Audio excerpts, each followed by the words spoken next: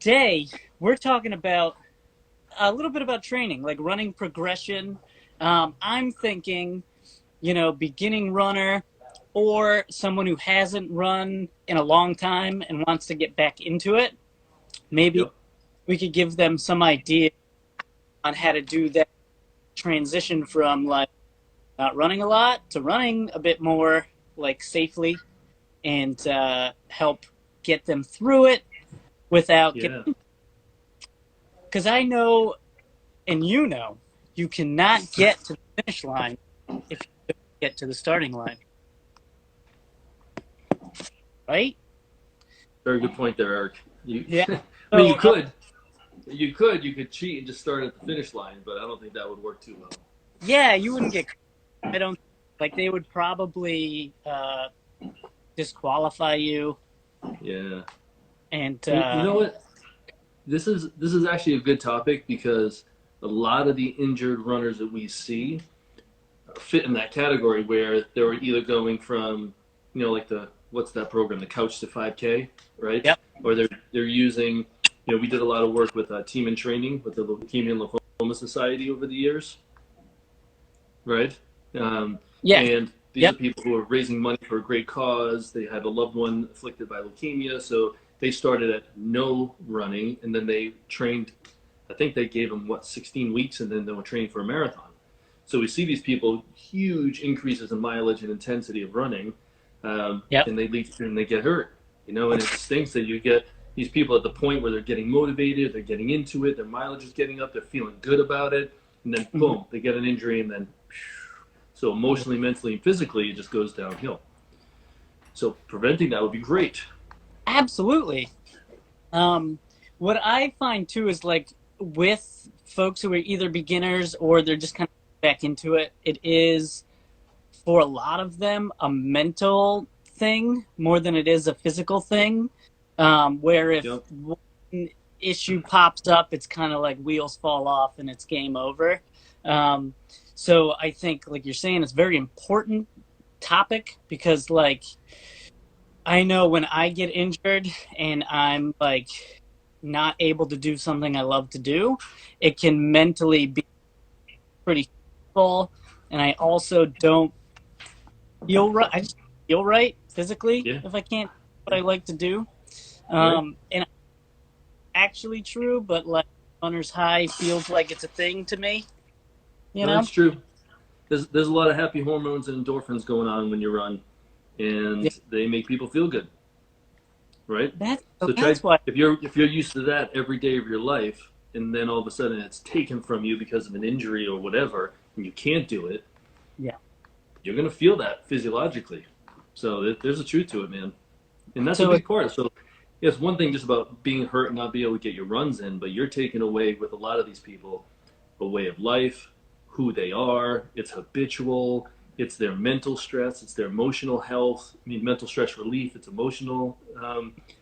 It helps build emotional stability. It's all these benefits throughout the whole body. So getting hurt, especially when you're kind of ramping up and you're feeling really good about it, is it's awful. Like we see it. We have tissue boxes in our offices, not for sneezing and snots, but for tears, because we deal with this a lot.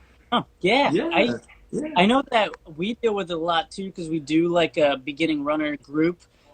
training program. Um, when there's not a pandemic happening, um, they if they get injured and we don't see them, then we try to like reach out and make sure we stay in contact with them and like, support them emotionally through it, Yeah, and guide them towards people like yourself who can help them get back into the swing of things. yeah, Um, yeah. so if I am a beginner runner or someone back into this thing, what what we try to do is like a run walk program and then gradually build up to running. Yeah, Do you think that's like a safe way to approach things? absolutely. So there's many different versions of a walk, run, or beginner getting into running type of program. Mm-hmm. I'll let you know a couple of things that I think should be included, like um, injury prevention wise. Mm-hmm. And just keep in mind, like I say almost every week, every person's different. So what you might need is different than what I might need, depending on where your athletic history is and what your physiology is, right?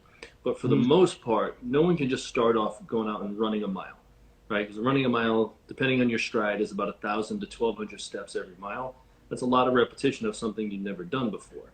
Yeah. So some version of the walk run is ideal, so you're limiting the amount of impact load of those 1,200 steps, right? So some of those are walking, which is a lot less stress on the body. Yeah. Some people, we start just walking. Like if you can't tolerate 45 minutes of walking, I don't think you Mhm. should even start a walk run program in Right. general, not for everyone. So you got to Exactly. tolerate, I call it time on foot. You got to be able to spend a lot of time on your feet, going from one foot to the next in order to build the running.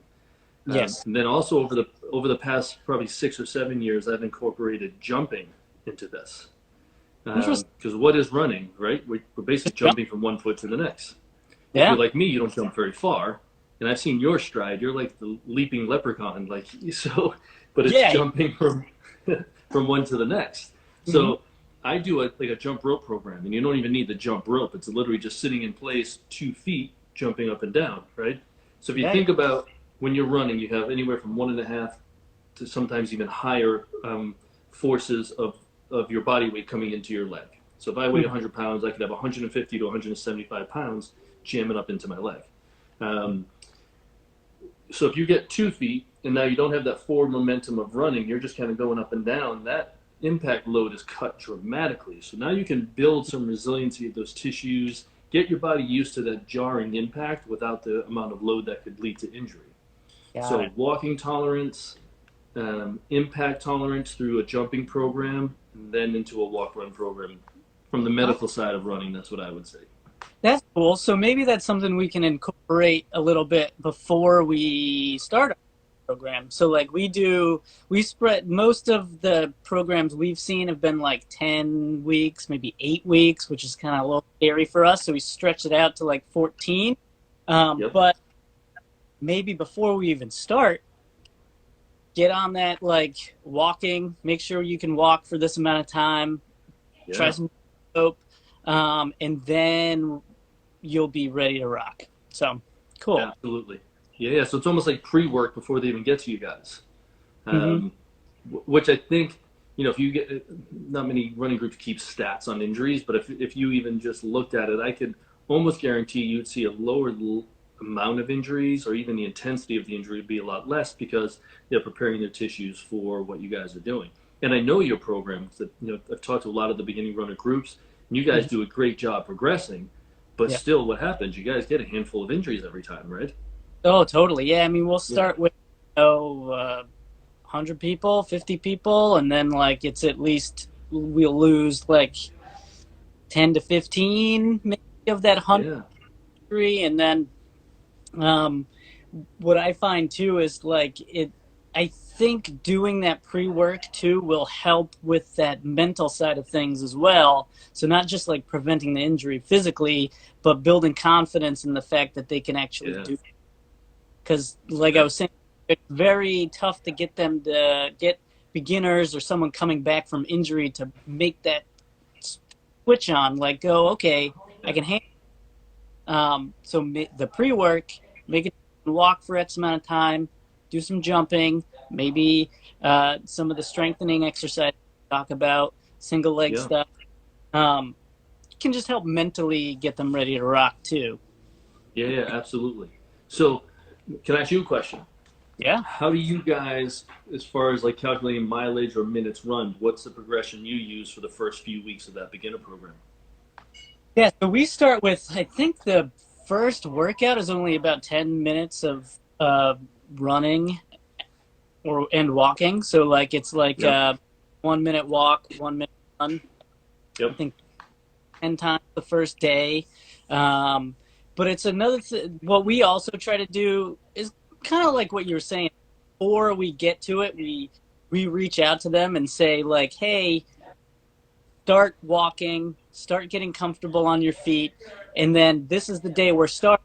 This is the workout, so we want you to be ready to go. Um, Yeah. but Awesome. it'll start off with like that 10 minutes, and then it'll kind of super gradually increase. We'll hard train plan kind of does is like maybe the first week where we do that same workout 2 times in a row, actually maybe 3 times in a row because we do like Tuesday, Thursday, Saturday. Um, and then the following week we'll build up a little bit. Maybe that 10 minutes is more like 12 minutes. And then the week after that, we kind of back down to 10 minutes. We do a lot of that where we'll build up and then And come then back down, down. build back Awesome. up. And so the idea is just to kind of get them build strength, but get them confident that they are spending that time on their feet. So when they have those easy weeks, they can kind of like, all right, I can Yeah. do that. Yeah. Yeah. And then they're like ready to rock when we build back up again. And you guys kind of have your built-in recovery days, and within that programming, when the mileage goes up and down, you're building in some relative recovery, which is great. Right, yeah. So we try to make sure that like after every workout you take at least a day and recover, whether it's just like do nothing or maybe you're home roller. We'll build it out on their little weekly training plan to like, Yeah. you know, Tuesday's our workout. Wednesday we want you to home roll for 15, 20 minutes and we'll put it on there so it like hopefully gets them to do it. Yeah.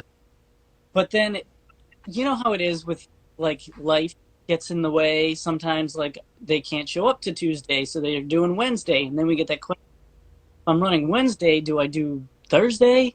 And Right. no, no, you don't. Um, so we always try to make sure that there's at least a day off in between. And Yeah. if you have to skip one of the workouts that week, that's fine. Yeah. Yeah. You Yeah. know, I hear you. So you know the 10% rule, right? I do. Yeah, You know where it came from? I don't. Not many people do. It's just it's just out there, It right? is. I mean, we use it in the on the medical side of things. I know coaches use it. So Mm-hmm. I went on this quest and I did all this research years ago. Actually, when I was putting together the coaches course, the Run Yep. Strong coaches course that I did, and then I started using what's it called? The acute chronic load ratio. It's this fancy formula that they use for sports, and you kind of take an average of what you did for 3 weeks, and they did this not just with runners, with other sports, and they somehow um, were able to quantify the workload that these athletes were doing, and Mm-hmm. then you can predict injury by what you plan on doing for the next week. So it's a little confusing, but so let's say right now I'm planning for next week. So I'll Yeah. take my average miles for this week and then the previous 2 weeks. So I get that 3 or 4 week running average. Mm-hmm. And what it shows is if you increase the next week by more than 1.2 of a ratio, Yep. your risk of injury goes up a tiny bit. Over 1.6, it Mm-hmm. dramatically goes up, something like 60, 70% increased risk of injury. Jeez So Louise. 1.2 is basically a 12% increase. Like it's not Right. much different than that 10% rule that's lying around. So I was Mm-hmm. using the formula and giving it to people, and they were calculating. And now I just go back to let's go back to a 10 or 15% rule and keep it around that mark. Um, and with that, people just got to realize, you know, that that 10% rule increase is not just on mileage; it's intensity. If you're doing more speed Mm-hmm. work, you're doing hill work, you might have to shave back a couple of miles from what you were planning on doing because the intensity load goes up a little bit. Yeah, So we anyway, the use point of the matter is the 10% rule has been around forever and it's still pretty legit. It's a safe it. way to progress your intensity mileage. It is. Yeah, we actually use it with too. So like, if someone's like comes in and they're like, I want to train in a minimalist shoe, and I've been running in the adrenaline, and I want to try the Kinvara, we'll put the 10% rule at them and say, you're gonna want to do 10% of your mileage in the Kinvara before you like Oh, interesting. Yeah. throw them on and running it every day. Yeah, yeah. Great. So yeah, we try to adhere to that 10% rule on the footwear, and then yeah, in our training we'll do that too. Um, Yeah. the beginning runner group. Um, do you? So what are some of the like common injuries that beginning runners will get specifically that you see, um, and then how can they avoid them? Like in addition to gradually increasing their running, what are some other Yeah. things like add to that training plan to make sure we Yeah. get next week? So if you go back and listen to all the talks we've had, there's probably a million little tidbits on how to do that, right? And again, it's different with everyone because we don't know what their activity and athletic background is. But um, proper recovery, which we kind of hinted on, and Yep. part of that needs to be proper rest. As you know, Mm-hmm. I'm like a sleep, like I'm a, You're like, I can't emphasize enough. What's that? you're like a sleep guru. I don't know about a guru, but I'm like a drill sergeant with sleep. Like you need to get it because you're not going to function properly. So, Right. but adequate recovery, adequate sleep will go a long way into reducing the amount of injury and illness. Because some people just get sick as they start breaking down their body by increasing their Right. physical activity. So that'll help. Um, Proper warm up, Mm-hmm. dynamic warm up, some foam rolling before the warm up, doing your run, getting some nice mobility work in, especially if you're not a very flexible person. Mm-hmm. Um, in a perfect world, all your beginning running groups are doing a strengthening program, like they're doing my 5 week Run Strong program first, or some Yeah. sort of strengthening, and then they're doing the walking. So there's all that prep work to lead into it. Mm-hmm. Um, all those things will help. And do you need all of those? No. Um, doing some things is better than nothing. So even just getting more sleep and making sure you get your recovery days in can mean a lot for someone. If you can't really control that because your job and you got young kids or whatever, maybe you need to do a better job foam rolling and the warming up. Just take control of what you can out of all those aspects. Mm-hmm. Like the bucket theory, as many holes that you can drill in the bucket, Yeah. Yeah. the better you're going to be, right? Mm-hmm. Um, so that's kind of a general answer, but any of those self care type of things will help.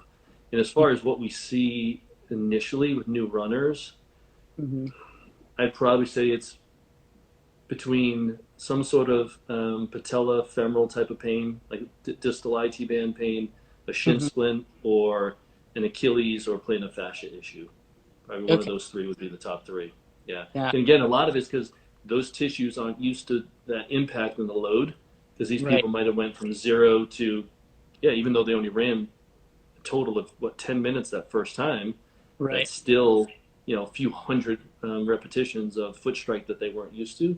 So some Mm-hmm. of the again all that pre-work stuff will help reduce that.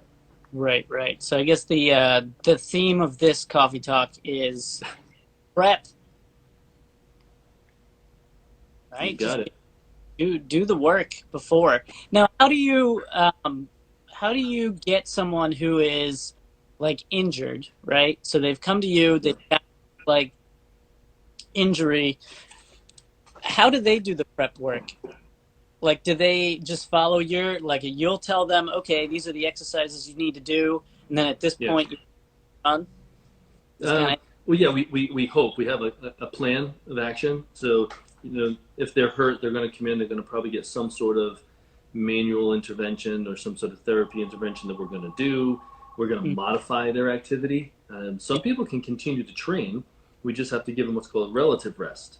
So mm-hmm. maybe they're only doing half of what your plan was supposed to be for week 12, right? Right. Because some people don't have to stop totally. An absolute shutdown of a runner is not great because any tensile strength and any benefit you were getting as you were building up, as soon as you go to absolute rest, it starts to go back down again.